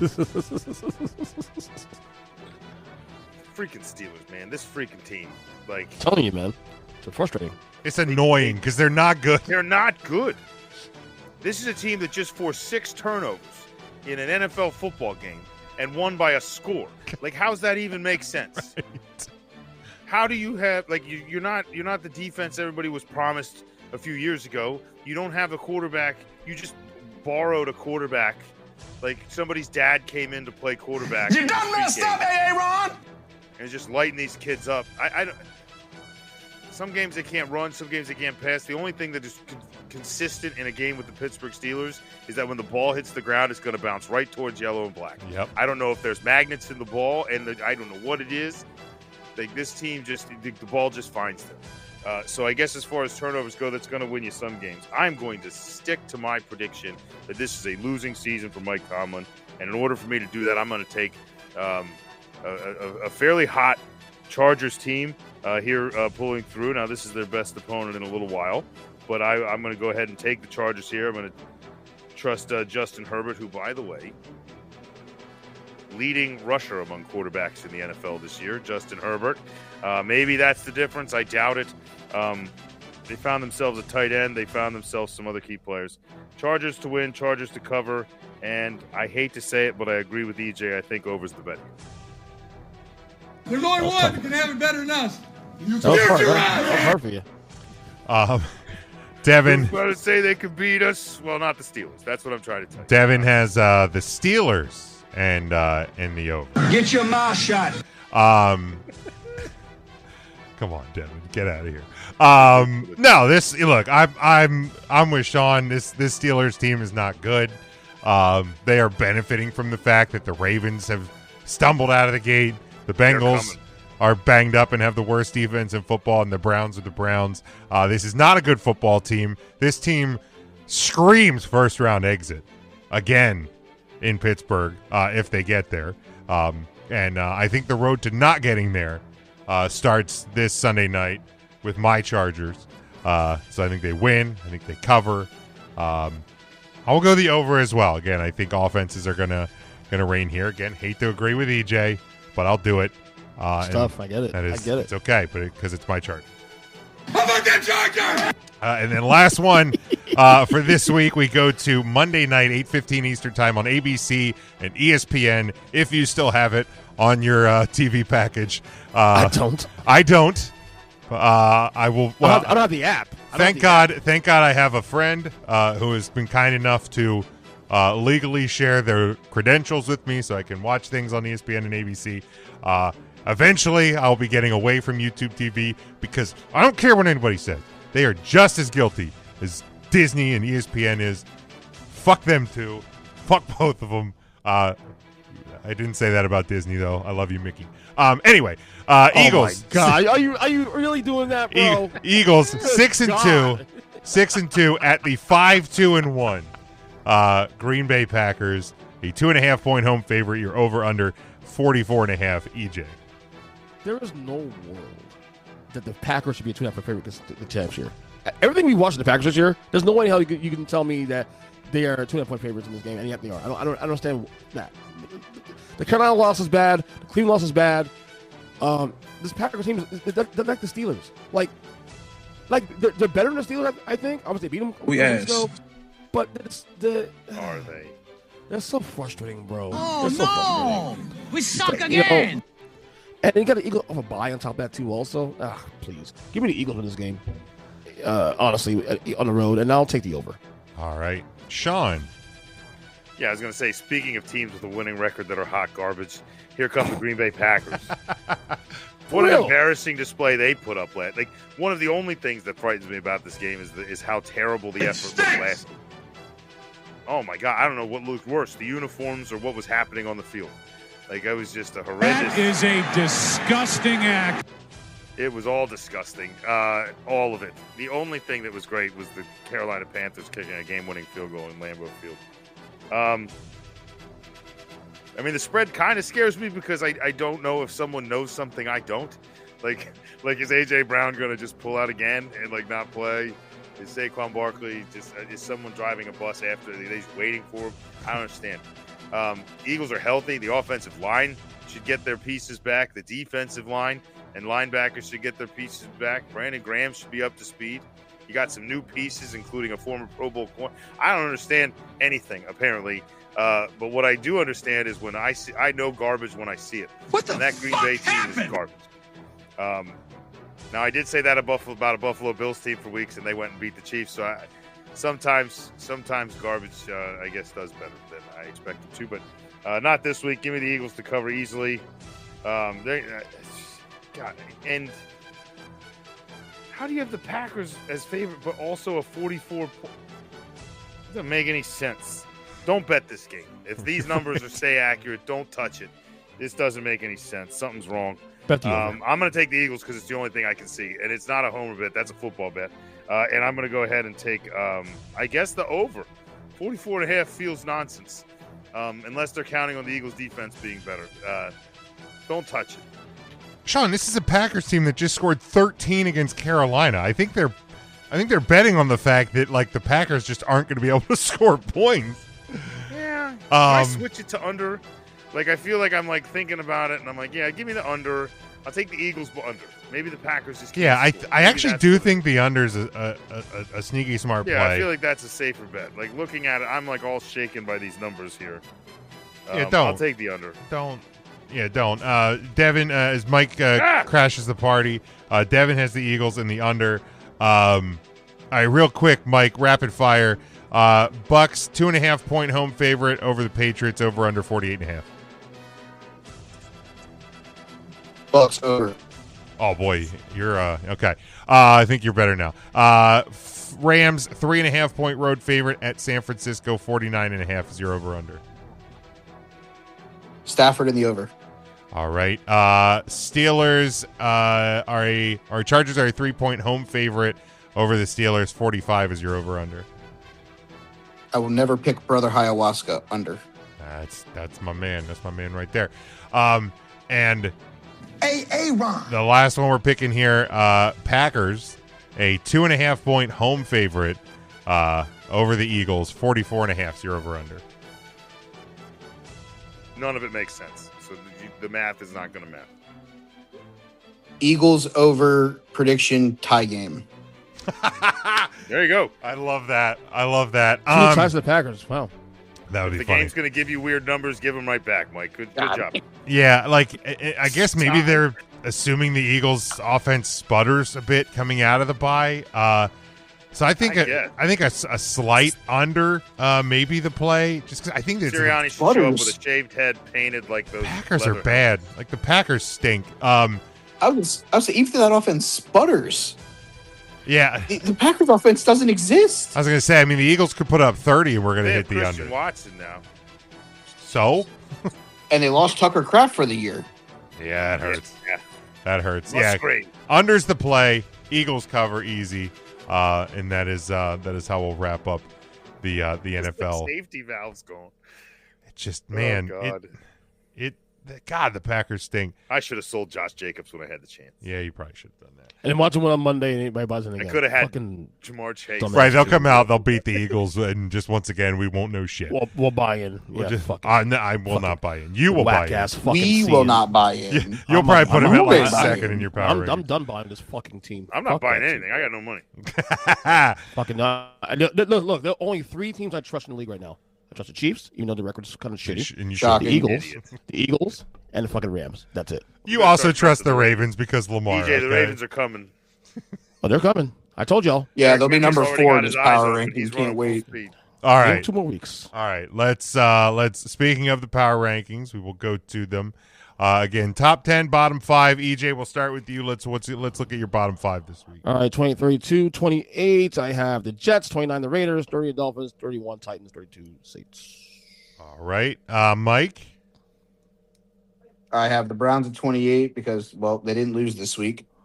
I have the Jets at 29 because they didn't lose this week, but they traded away their entire team. The Dolphins because they still suck. The Titans because they suck a little more. And the Saints because they have zero concept of what the fuck they're doing. There you go. Sean, your bottom 5. Got the Dolphins at 28. I guess I rewarded them for a win there. Also, I hate New York. So Giants at 29. Titans moving their way up. I think they're doing better. Jets sold the farm in a losing season, 31. And only the Saints can fend off the Jets at this point at 32. Giants 28, Jets 29, Titans at 30, Saints at 31, Dolphins at 32. If I believed in 32A and 32B, it would be these 2 teams. I do like the idea of following our 32s and making like a modified Duck Goose to be Saints, Dolphins. Yeah, and when you just hit them. Because the Dolphins, and just hit them, and then Dolphins get blown off the field. They fired their front office. Dolphins are bad. It's pretty brutal. I think once again this week, I don't think there's a whole lot of a discussion. I think there are 26 through 30 or 32 of the worst teams in football, and we just have some combination of them. Yeah. Imagine being Garrett Wilson and like getting hurt, and then you come back and like this is the situation you're going to come back to, and be like, "Whoa, yeah, that's tough." Where is everybody? All right, EJ, let's. It's like the Fresh Prince meme when the first is on. Like, yeah, I was thinking John Travolta spinning. That's fair. The Pulp Fiction. Anyway, go ahead, EJ. All right, let's look at top 10, EJ. All right, 10 Packers, 9 Patriots, 8 Bucks, 7 Lions, 6 Bills, 5 Colts, 4 Chiefs, 3 Seahawks, 2 Rams, 1 Eagles. All right. Again, we'll read them off. We'll discuss them after. Mike, your top 10, please. I have the Sea Chickens at 10. I have the Fighting Patrick Mahomes at 9. The Rams at 8. Patriots at 7. The overrated Denver Broncos at 6. The Philadelphia Eagles at 5. The Colts at 4. Nobody circles the wagon like the Buffalo Bills. I have the Lions at 2 and the Buccaneers leading the way. All right, Sean. All right. By the way, I had no answer at 10. 10 was one of like 4 teams, and I just threw a dart. None of them are great. 49ers are at 10. Broncos, I'm with you, Mike, at 9. I got the Buccaneers at 8. The Bills making some moves here. It's number 7. The Lions at 6. I have the Seahawks at 5. The Rams at 4. Colts to 3. Patriots now at 2. And the Eagles, by default almost, moving up on their bye week to number 1. Yeah, because that's the thing. Very successful bye week for the juggling near the top of these rankings just went haywire again this week. But I have the Packers at 10, hopefully for the last time. Broncos 9. My Chargers are at 8. Patriots 7. Rams 6. Lions 5. Seahawks 4. Colts 3. Buccaneers 2. And Eagles 1. So I'll lead off the discussion because I feel like the most polarizing team across the board is the Tampa Bay Buccaneers because they're everywhere. Mike has them at 1. I have them at 2. Sean, you and EJ have them at 8. So I'll start, Sean. Why 8 for the Buccaneers? I mean, it was just kind of a process of like I started at the top and worked down, right? Like there was a lot of teams that I was trying to hold on to despite their record. Like the Lions, for example, I don't think last week is the Lions team that's real. But they are probably a loss from collapsing almost out of this list. At least if it's in the next few weeks. The Buccaneers, to me, I'm down here. I hear all the praise, but I also hear all the, the injury talk. Like it sounds like confusion down here. No one knows what to think. The fans are overconfident. I've watched the Buccaneers play because they're on every week, and I don't see anything that screams greatness. I mean, this is a team that's toughed out some wins, but they've toughed out like 4 wins against teams they should have crushed, like with a last-second drive. So I just it hasn't felt great. I didn't even think the Saints win felt great. I know they beat them by a ton of points, but Baker looked awful. And I understand there's injuries, but I have to factor that in because Mike Evans isn't coming back. And Igbuka doesn't look right. So is there a chance they come out of this bye week healthy and it looks great again? Yeah, but even when the offense looked great, other teams were just hanging with them. And I don't know. I was never going to pick again. I think I picked against them this week, right? They come out of the bye week and fall just a little bit short. So I just don't trust them. I trust them to be in the playoffs because their division's garbage. Okay. Right? But that's where I'm at. EJ, how about you? Mainly the injuries. I do want to rank them a little higher, man, because I do love what Baker's doing. He's gunning out wins. The team is really gutsy. I think they're a Super Bowl contender. I just think for me, what it came down to is the injuries. It's more of to me, the number 8 is more so of a snapshot about right now. Now, obviously, I don't know who they're getting back this week after the bye. Fair. If those guys come back and they are, and they're playing better again, they will very quickly jump up my rankings again because I have a lot of faith in this team to make a deep run and cause some noise in the playoffs. Now, Mike, I assume you, like me, had them high last week. You had them at 4. I had them at 5, and by virtue of them not playing and other teams losing. Do you have any idea where I had them? Yeah, you had them at 9 last week, so you actually so they moved up 1. So yeah, I think Mike, you and I kind of had the same mindset. They didn't play. Other teams lost, and it boosted them up. Well, it also helps that I think they're getting back the biggest weapon that nobody's talked about in this panel yet, and that's Bucky Irving. Amen. My fantasy team also says it hasn't looked good. It hasn't looked good. They've also been missing a piece that they were heavily supposed to rely on, especially with the fact that you have 2 rookie wide receivers now leading your team in receptions because your 2 veterans are out. Although, for the record, on Sports Talk today, they still didn't sound super sure he was going to be here this week. I think if you weren't expecting him to be back after the bye week, there was no reason to not put him on IR. They've done that here before with Godwin, though. It's just, I don't know. I mean, I would assume he's back too. There's a lot of decoying going on in the National Football League right now. See Ravens, Baltimore. For sure. All right. I asked my first question. Anybody else want to levy a discussion? How? Go ahead, Mike. How do they beat them and they're still ranked ahead of them? We're talking the We're Chiefs. talking about the Chiefs and the Bills. The Chiefs and the EJ. Of course we are. Having it at 4. EJ has the Chiefs at 4 and the Bills at 6. Okay, diatribe here. That offense, you may trust Patrick Mahomes. His offensive line is worse than Cincinnati's. It hasn't looked great. That offensive line is ass. They didn't get any better at the running back position. They didn't get any better with protecting Patrick Mahomes. And he almost got Travis Kelce killed in the end zone of that game. Oh, that he threw a ball behind his head. Yeah. Kelce turns and just gets drilled in the throat. Like, I was just like, oh, man, Patrick Mahomes just killed that play. That play was sick. It's going to be awkward for the ladies up in the box. But, yeah, I thought Kelce was in trouble on that play. But what's your mindset there, EJ? Why are the Chiefs still at 4? I mean, you guys know I'm a Chiefs homer. I'm not going to sit there and pretend that otherwise. It is a big picture move here, of course. Homer. They were number 1 last week. They were number 1 last couple of weeks, actually. With Buffalo, it's more about They were number 1. I picked them to win this week, but we've seen this last 5 years. They've owned the Chiefs during the regular season, doing the playoffs. So Buffalo was ranked low anyway on my list last week as well too. So it's more of a bringing the 2 teams closer. If they play again in the playoffs, I'm still picking KC no matter where the game's played for the time being.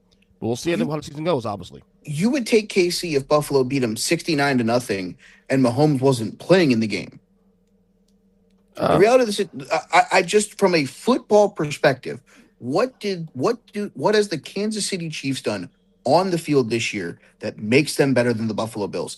Take what they've done in the past, take the playoffs out of the equation. Right, but this Chiefs team is not the same team. They're and again, not. Everybody has their rankings for different reasons. I'm asking you a football question. The fact that you can't give me a football answer is part of my problem. You trust Big Red? Cool. You trust Mahomes? Cool. But what have they done on the field this year as a unit that is better than the Colts, the Bills, or even the Patriots? I mean, it's all about trust for me at the end of the day. So now, look, if these next 2 games are going to say a lot. They have a bye week this week. Then they play the Broncos and the Colts. These 2 weeks are going to say a lot because if they fail these next 2 weeks, they're obviously going to be out of the top 10, and they might be in jeopardy of missing the playoffs altogether. So, but right now, until this team is dead and buried, I'm going to continue trusting the Chiefs. That's it. You would have them ranked ahead of the Denver Broncos, on the AFC West. Overall, like who do I trust more? So what you're saying? You were cutting out a little bit. So you were cutting out a little bit. No. I'm saying you're ranking based off of who do you trust. I'm saying you would find a way to still have them ranked ahead of Denver if Denver won the division. Depends. Well, we'll know in 2 weeks. They play in 2 weeks, so we'll know. God. We'll know then. That tells you all we need to know about. I mean, Denver's not in my top Chiefs 10 to begin with, because there's some fake hustle to this Broncos team a little bit. For sure. I mean, the Broncos. What did I see the other week when they went to 6-2 or 5-2? I saw somebody say it like, this is a 5-2 team that feels like they're 0-6. Like there's nothing that they're doing that convinces me that they're Bo a good Nix team. is fun. I like watching him play. Sure, but yeah, I mean, there's not much flashy about the Broncos. But they hang in games, and they know they have a good roster, and they know they have a good defense. That's not a bad thing either to have flash. And they just kind of creep in there. The Eagles were doing that early in the year, and I think that was just like, look, things aren't working out, but we have the talent to win games. I feel like the Broncos, this is just it. Like the Broncos, like the Eagles were just like, man, we'll just keep doing this until we figure it out. And the Broncos are like, this is what we do. But Sean, here's the thing, though. Good work. I mean, you're winning games. Sean, here's the thing, though. Unlike the Chiefs. I may shun the Broncos here and there. Here's the thing. That you said this is it. That could be enough also too to win to go to the Super Bowl. And everything is so wide open. Yet in they're the AFC. still ranked lower than the Chiefs on your list. If the Chiefs do not make the playoffs this year, you'll have them at 8. Race is gonna be wide the fuck open, bro. It's already wide open. Even if the Chiefs Buffalo make Bills it, gave up 40 points to the Ravens. I'm sorry, even 21 to the Dolphins. Yeah. Even if the Kansas City Chiefs make the playoffs, I don't care what they've done in the past. That is a wide open. A fucking boogie man, bro. Are you Until aware this that team the is dead and Chiefs- buried. No. Are you aware that the Chiefs scored the exact same amount of points against the Buffalo Bills that the Miami Dolphins did? Yeah, I'm very aware of that. Yeah, 21 points. So I just want to bring up a point. Ernest said that the Chiefs are the boogeyman. You know that Patrick Mahomes checks under his bed for Joe Burrow, right? But Joe Burrow's not a factor right now, unfortunately for Joe. Okay, but here's the thing: who says that Patrick Mahomes is going to be a factor in anybody else's playoffs if they don't figure out the defense and the offensive line that aren't blocking for him? That's why these next 2 weeks are going to decide a lot. These 2 weeks are probably going to be their season, pretty much. I mean, it probably will be. Again, your two games are or Broncos the AFC and Colts. Or the AFC is so trash that they'll get in the playoffs at 9-8, and you'll still rank them as the third best team in the national. All right, we've spent. All right, we've. Games December. He's all right, we spent far too much time talking. We disagree with EJ. Moving on about the surprise. Anybody have anything else we want to address? I do have a question from Mike here. Seattle at 10. It feels a little low. They were not in my top 10 last week. They handled business in a game. I mean, if they were going to move anywhere else, it would be the Chiefs dropping down another spot. Personally, I think they're a good offense, but their best player is obviously Jackson Smith and Jigba, and I think the fact that they've just put another explosive wide receiver makes them more dangerous. But they still have a murderer's row in that division that they have to go through to get to the playoffs. There are other teams in the NFC that are going to basically be able to lock up playoff spots just by stepping on the field. And then I moved them down. Did you really? Yeah, I had them penciled in at 3 because I was punishing the Colts. And then I realized I still kind of like the Rams. Like, I have the Rams and Seahawks together, and I probably will until one of them pulls away from that division. I feel like those two teams are... Sean, you're a coward. Great.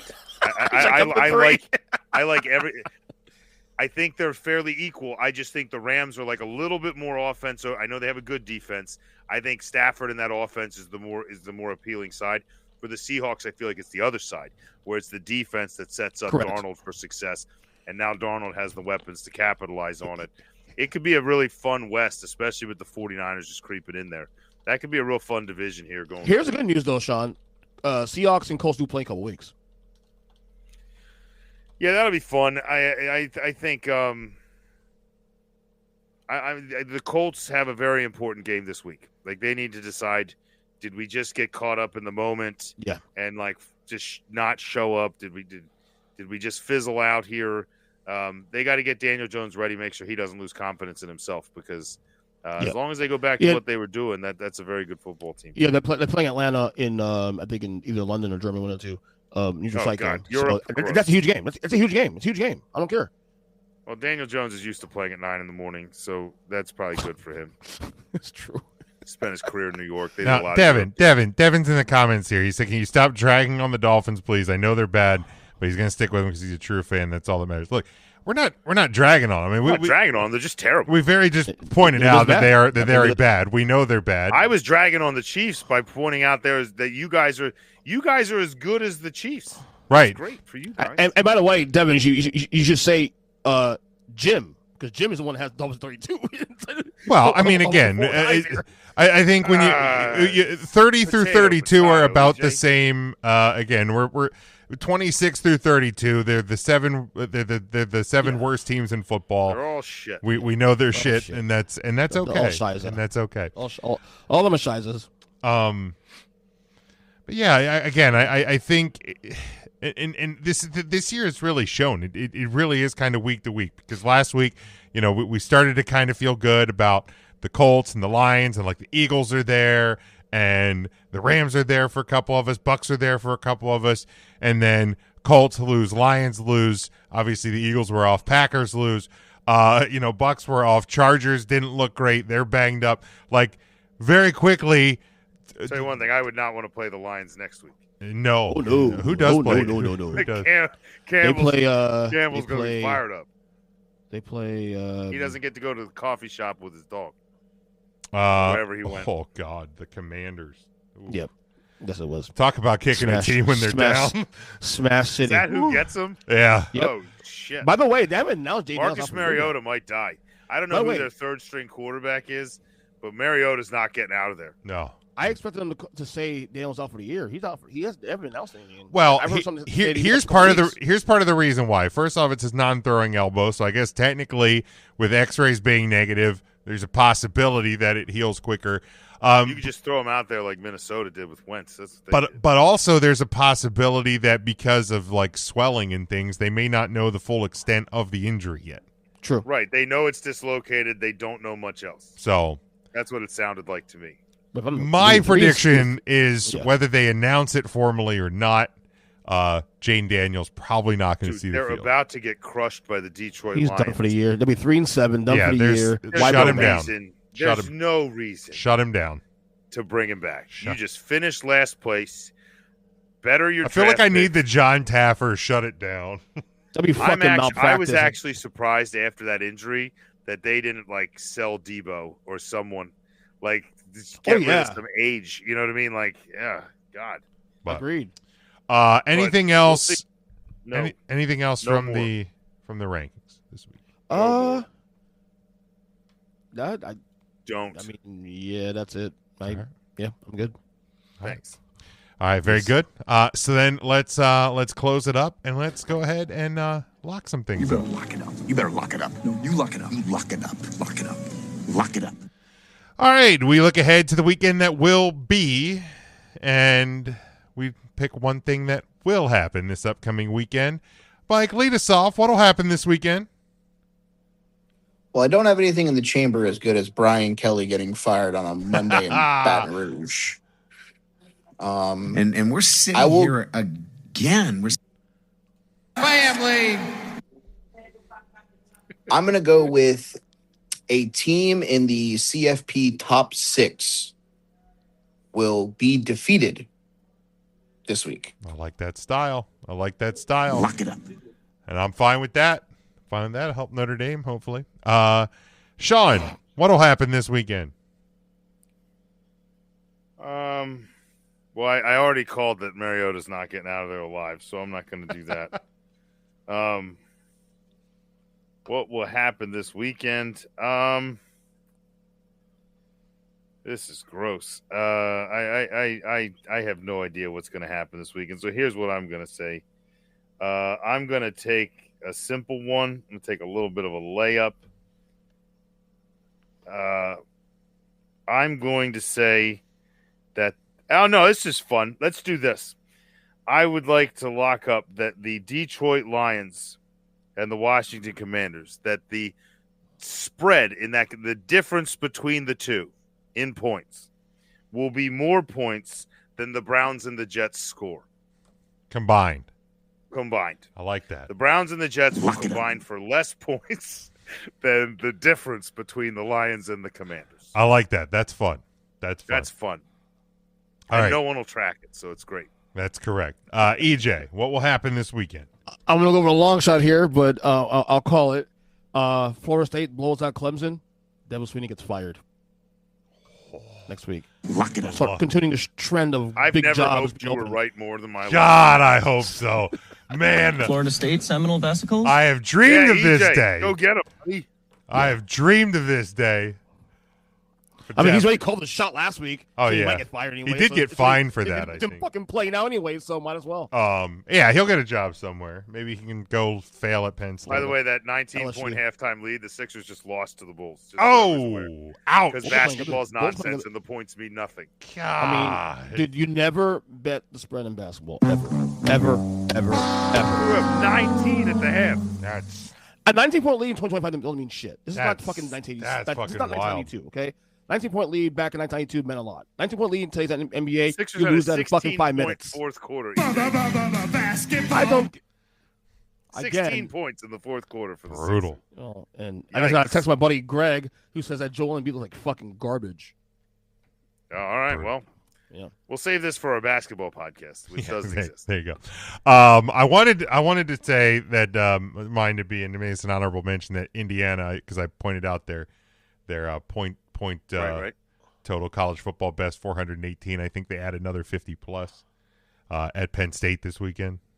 Oh yeah, you Talk about kicking teams when they're down. But my lock of the week, and it'll just continue a theme from start to finish.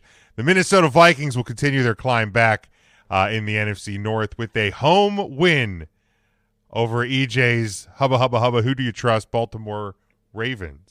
Oh no, I was going to take the lock the other way. That was almost my lock, was Ravens over them, but I knew you would probably do it, so I left it alone. I appreciate that. If you would have done, and this is why because over the years doing this show, one or more of you fuckers will always pick. If I only write one thing down, one of you assholes will pick it. So I always write down 2 locks. I always back up as well, and I always write down 2 bests. I always have a college best and I have a pro best. So just in case, every so often we get that anomaly week where somebody picks both of them, and then I have to think on my feet. But otherwise, I'm usually okay. All right, well, that's going to wrap it up for this week. Thanks, Mike, for dropping in. Thank you, Devin. And I think Jordan was in the comments there as well. Appreciate you guys supporting the show as always, Devin. Hopefully we were a distraction for you this evening, and you've been able to settle down and enjoy at least a little bit of entertainment for us this week. EJ, let them know where they can follow you and all that right stuff. now, they can find me in a freezing studio right now. Jeez, my studio's cold here, man. Anyway, EJ7 on all social medias, you name it. Earnest Good Podcast. Special show tomorrow because Big Jim will be on the show tomorrow. My special guest tomorrow. Cannot wait for that. Should be a very good time here. It should be good. Has a little conversation with me and Big Jim, of course. Yeah, that's all I got for you. YouTube page, Earnest Good Pod on YouTube. And that's it. All right, Sean, let them know. Yeah, right now, if you're down here in Florida, you can follow me outside. It's that time of year. You follow me out in the cold. But other than that, still going to be at Sean Shine State on the Twitter. You can follow me there, or generally heckling EJ in his comments. He's talking about cold. You guys talking about cold. It's like 50. I mean, it's not cold. I'm in a t-shirt. I'm fine. Wait, but, you say next week's going to be cold. No. Wait, Jim, you say poles or cold? Cold. You guys talking about cold? It's 45 degrees up here, and I went for a walk after. We're getting next I'm going to say week, it's cold in my studio. I didn't say outside it's cold. Well, if you guys are getting that, what is it supposed to be up here? That's the real question. I want 40 degrees right now. They said a very reliable weather source said mid-40s a week from today. Same for us. Yes. They're saying that Florida will get cold, another cold front next Monday. There you go. Same for us, man. So, hey, well, see, we're alike now, CJ. There you go. Look at that. There you go. Look at that. And I won't complain about it. No. You can follow me at Big Jim Sports. That is on Twitter and Blue Sky. But most importantly, please make sure that you're following along with the show each and every week. I'll tell you what, if you're on the video side, hit that QR code, top right corner of your screen. That's going to take you to our link tree. That's going to take you everywhere. Apple Podcasts, Spotify, Amazon Music, all podcast platforms. You can get our YouTube channel. Hit the subscribe button there. We have content that goes up on the feed, be it our segments, be it, of course, the live show or our short videos. We have content on there every day, so please hit the subscribe button there. Grab your merchandise over on our TeePublic store. Follow us across all of our social medias. Until next week, again, we're at the halfway point of the NFL season. We're beyond the halfway point of the college football season, so enjoy it while it is here, folks, because it will unfortunately not be too long, and we'll be talking about playoffs and championship matchups, and we'll be heading into the dark and sad offseason, but we still have half a year of you putting up with our shenanigans each and every week. And until then, we hope you stay safe, stay smart, and as always, go for the win.